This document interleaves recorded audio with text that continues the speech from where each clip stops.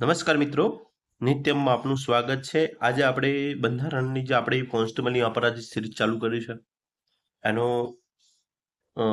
ચોથો એપિસોડ છે. તો આપણે બંધારણની વાત કરવાની છે કે જે કોન્સ્ટેબલની એક્ઝામ માટે ખૂબ જ ઇમ્પોર્ટન્ટ છે. તો બંધારણનો આપણે ટોપિક લીધો છે કે ઉદ્ભવ, વિકાસ અને લાક્ષણિકતાઓ બંધારણની વાત છે. ઓકે, તો ચલો વાત કરીએ. આજે આપણે પહેલો પહેલો મુદ્દો તો એ છે કે બંધારણ એટલે શું? તો બંધારણનો અર્થ થશે કે કોઈ પણ દેશને ચલાવવા માટેના મૂળભૂત નિયમો, સિદ્ધાંતોનો લેખિત દસ્તાવેજ તેને શું કહે છે? બંધારણ કહે છે. બંધારણ લેખિતે હોય અને અલેખિતે હોય છે. ઓકે, બંધારણ લેખિત પણ હોય છે અને અલેખિત પણ હોય છે. સરકારની રચના, સત્તા, નાગરિકોનો અધિકાર અને ફરજો નક્કી કરવામાં મદદ કરે છે. બંધારણ શું કરે છે? આ બધું નક્કી કરવામાં મદદ કરે છે. ભારતનું બંધારણ છે વિશ્વનું સૌથી લાંબુ વિશાળ લેખિત બંધારણ છે. મહત્વપૂર્ણ પ્રશ્ન તો એ છે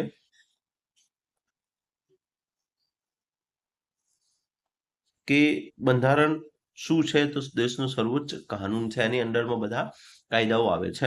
ઓકે, હવે આપણે વાત કરીએ તો બંધારણના મુખ્ય સ્ત્રોતો આપણે ક્યાંથી લીધેલા છે? તો બંધારણના મુખ્ય સ્ત્રોતો છે આપણે ક્યાંથી લીધેલા છે? તો બ્રિટનની સંસદીય શાસન પદ્ધતિ, કાયદાનું શાસન. ઓકે, બ્રિટનની સંસદીય શાસન પદ્ધતિમાંથી શું લીધું છે? કાયદાનું શાસન અને સંસદીય શાસન પદ્ધતિ આપણે બ્રિટન પાસેથી લીધેલું છે. પછી એકલ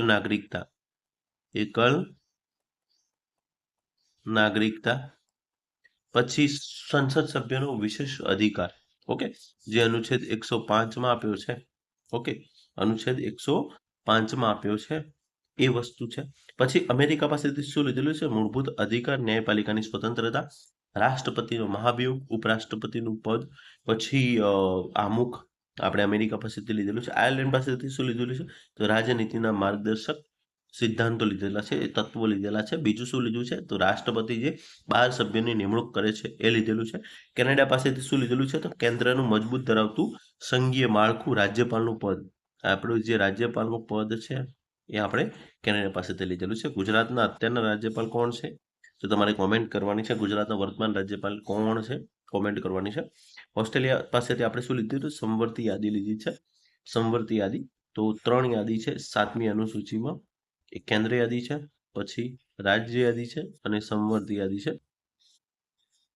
પછી કેન્દ્ર રાજ્યના જે શું કહેવાય વહીવટ આપણે વેપારી જે છે એ બધા ક્યાંથી લીધેલા છે? ઓસ્ટ્રેલિયા પાસેથી લીધેલા છે. પછી જે આમુખની આપણી ભાષા છે એ કોની પાસેથી લીધેલી છે? તો આપણે આમુખ છે એ અમેરિકા પાસેથી લીધેલું છે.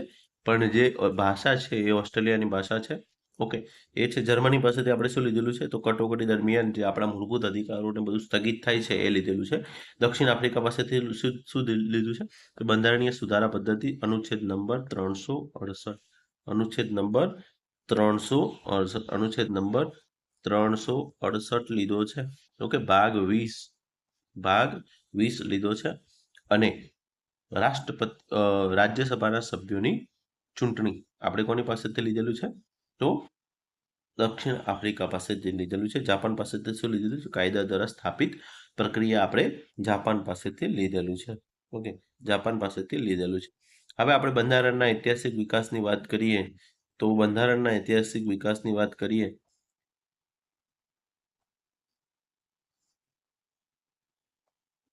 તો 1600માં શું થઈ? ઈસ્ટ ઇન્ડિયા કંપનીની સ્થાપના થઈ. 1608માં કોણ આવે છે? વિલિયમ હોકિન્સ નામનો વ્યક્તિ છે એ ભારતમાં પ્રથમવાર આવે છે. હેક્ટર નામનું જહાજ લઈ, પણ પરમિશન મળતી નથી. આમને વેપાર કરવાની પરમિશન ક્યારે મળે છે?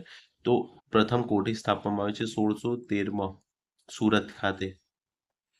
ઓકે, અને 1615માં વેપાર કરવાની પરવાનગી મળે છે. 1773માં રેગ્યુલેટિંગ એક્ટ આવે છે અને આ એક્ટને નિયામક ધારો કહેવાય છે. આ એક્ટથી ઘણું બધું થાય છે. ભારતમાં સીઓડીની રચના થાય છે, કોર્ટ ઓફ ડાયરેક્ટરની રચના થાય છે. ભારતમાં પ્રથમ સુપ્રીમ કોર્ટની રચના થાય છે. ઓકે, આવું બધું થાય છે. પછી તો 1784માં પિટ્સ ઇન્ડિયા એક્ટ આવે છે. આ એક્ટથી બીઓસીની રચના થાય છે, એટલે કે બોર્ડ ઓફ કંટ્રોલની રચના થાય છે, કે જેમાં રાજકીય બાબત ભારતમાં કાયદા બનાવવાનું આ બધું કામ બોર્ડ ઓફ કંટ્રોલ કરશે. 1813માં ચાર્ટર એક્ટ આવે છે. 1813માં શું થાય છે? ચાર્ટર એક્ટ આવે છે. 1833માં પણ ચાર્ટર એક્ટ આવે છે. 1833ના ચાર્ટર એક્ટથી શું થાય છે? તો બંગાળનો ગવર્નર જનરલ છે ભારતનો ગવર્નર જનરલ બને છે. 1853ના ચાર્ટર એક્ટ આવે છે. 1858માં ભારત શાસન અધિનિયમ આવે છે. 1857ના વિપ્લવ બાદ શું થાય છે? બ્રિટિશ શાસન એટલે કે બ્રિટિશ કંપનીનું શાસન સમાપ્ત થાય છે અને બ્રિટિશ રાજનું શાસન શરૂ થાય છે. 1861માં ઇન્ડિયન કાઉન્સિલ એક્ટ આવે છે. પછી 1892માં ઇન્ડિયન કાઉન્સિલ એક્ટ આવે છે. 1909માં મોલ્લે મિન્ટો સુધારો આવે છે. 1919માં મોન્ટેગ્યુ ચેમ્સફોર્ડ અને 1925માં ભારત સરકાર અધિનિયમ આવે છે. હવે વાત કરીએ 1773નો રેગ્યુલેટિંગ એક્ટની વાત કરવાની છે આપણે. તો રેગ્યુલેટિંગ એક્ટની વાત કરવાની છે તો કંપની શાસનની બ્રિટિશ સંસદનું નિયંત્રણ સ્થાપિત થયું. પહેલો નિયંત્રણ સ્થાપિત થયું. ભારતના બંગાળના ગવર્નરને ગવર્નર જનરલ ઓફ બંગાળ બનાવ્યો. પ્રથમ કોણ બને છે? તો વોરેન હેસ્ટિંગ બને છે. બંગાળનો પ્રથમ ગવર્નર કોણ હતું? તો રોબર્ટ ક્લાઇવ. રોબર્ટ ક્લાઇવ બને છે. કલકત્તામાં સુપ્રીમ કોર્ટની સ્થાપના થઈ છે 1774માં. અને મહત્વપૂર્ણ પ્રશ્ન એ છે કે સુપ્રીમ કોર્ટની સ્થાપના ક્યાં થઈ હતી? તો કલકત્તામાં થઈ હતી. ક્યાં થઈ હતી? કલકત્તામાં. અને એના પ્રથમ જજ કોણ હતા? તો જજ હતા 1+3. ઓકે, 1+3 જજ હતા. એમાં જે મુખ્ય જજ હતા એ એલિજા ઇમ્પે હતા. કોણ હતું? એલિજા ઇમ્પે છે એ મુખ્ય જજ હતા. હવે પિટ્સ ઇન્ડિયા એક્ટની વાત કરીએ. તો પિટ્સ ઇન્ડિયા એક્ટની વાત કરીએ તો પિટ્સ ઇન્ડિયા એક્ટ 1784માં આવે છે. બ્રિટિશ સરકાર કંપની પર વધુ નિયંત્રણ મેળવ્યું છે. દ્વિનિયંત્રણ પદ્ધતિ શરૂ થઈ છે. બોર્ડ ઓફ કંટ્રોલની રચના થઈ છે. એટલે કે court of director plus BOC board of કંટ્રોલની રચના થઈ છે. આને શું કરવાનું છે? ખાલી વેપાર પર ધ્યાન આપવાનું છે. આને શું કરવાનું છે? રાજકીય બાબત પર ધ્યાન આપવાનું છે. આમાં ટોટલ 6 સભ્યો છે. ઓકે, રાજકીય બાબત, કાયદા બનાવવાના ભારત સરકારના એ બધું કરવાનું છે. દ્વિશાસન પદ્ધતિ કયા અધિનિયમથી શરૂ થાય છે? તો દ્વિનિયંત્રણ પદ્ધતિ કહેવાય. દ્વિશાસન પદ્ધતિ ના કહેવાય.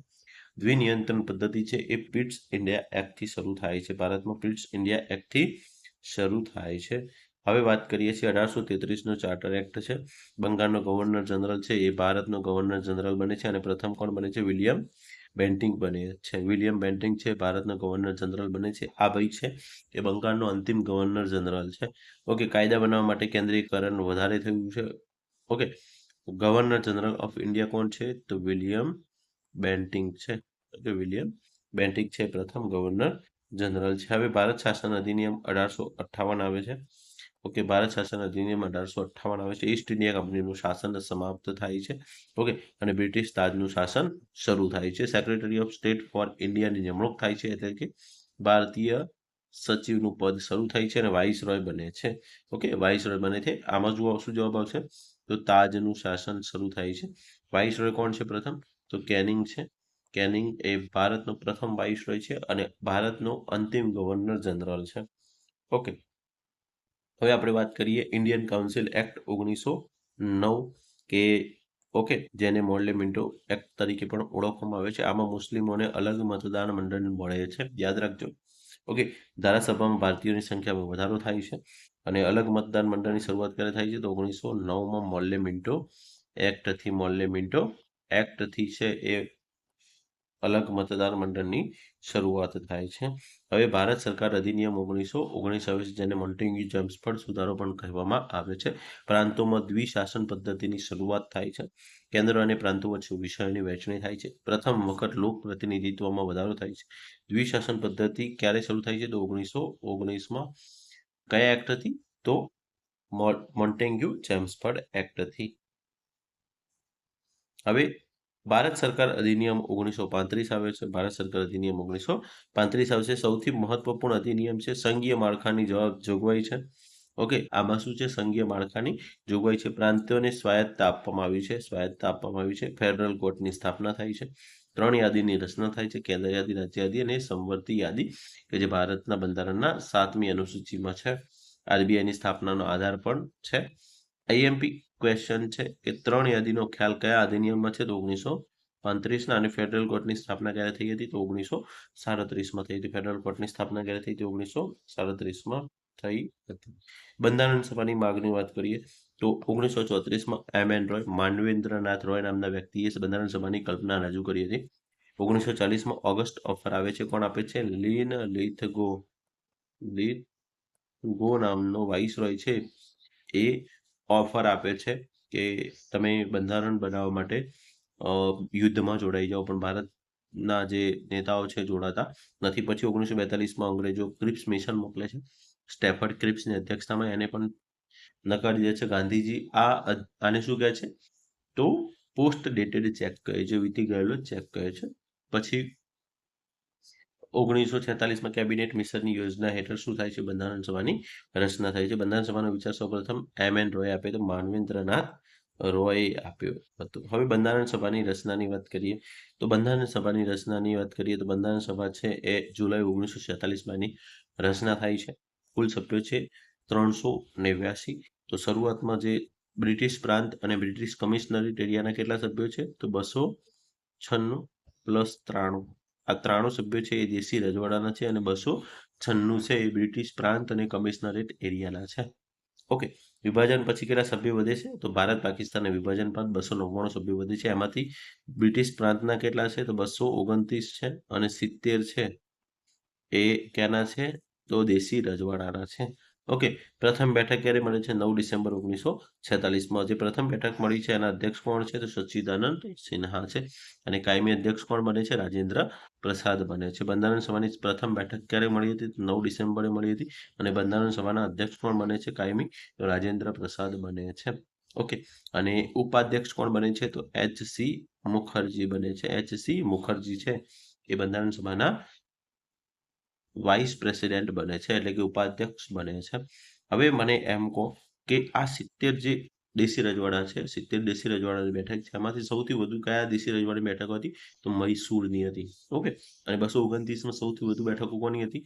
તો સંયુક્ત પ્રાંત એટલે કે હાલના ઉત્તર પ્રદેશની હતી. ઓકે, હવે ઉદ્દેશ પ્રસ્તાવવાદની વાત કરીએ તો ઉદ્દેશ્ય પ્રસ્તાવ કોને રજૂ કર્યો હતો? જવાહરલાલ નહેરુએ 13 ડિસેમ્બર 1946ના રોજ ઉદ્દેશ્ય પ્રસ્તાવ રજૂ કર્યો હતો અને ઉદ્દેશ્ય પ્રસ્તાવને 22 જાન્યુઆરીના રોજ સ્વીકારવામાં આવ્યો હતો. 22 જાન્યુઆરી 1947ના રોજ સ્વીકારવામાં આવ્યો હતો અને બાદમાં આમુખનો આધાર બને છે. ઓકે, આમુખનો આધાર બને છે. તો ઉદ્દેશ્ય પ્રસ્તાવ કોને રજૂ કર્યો હતો? જવાહરલાલ નહેરુ. અને આને બનાવનાર એટલે કે આનું જે બનાવનાર વ્યક્તિ કોણ છે? ઉદ્દેશ્ય પ્રસ્તાવને ડ્રાફ્ટ કોને કર્યો હતો? તો બી.એન. રાવે કર્યો હતો. બરાબર, બી.એન.